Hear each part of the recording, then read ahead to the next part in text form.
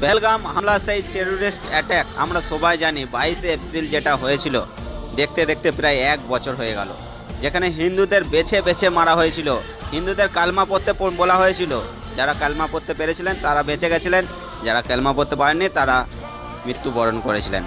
এমনকি হিন্দুদের বেছে বেছে মারা হয়েছিল, তাদের প্যান্ট খুলে চেক করে মারা হয়েছিল। এমনও একটা ইতিহাসের বইয়ে নিষ্ঠুরতম দিন এই 22শে এপ্রিল, যেখানে হিন্দুদের বেছে বেছে মারা হয়েছিল। কত মহিলা স্মৃতির সিঁদুর কয়েক মিনিটের মধ্যেই মুছে দেওয়া হয়েছিল। আমরা সবাই জানি সেই পেহেলগাম হামলার নিষ্ঠুরতম দিন। যদি ভিডিওটি আপনার মনে একটু দুঃখ লেগে থাকে, অবশ্যই ভিডিওটিকে শেয়ার করে পাশে থাকবেন।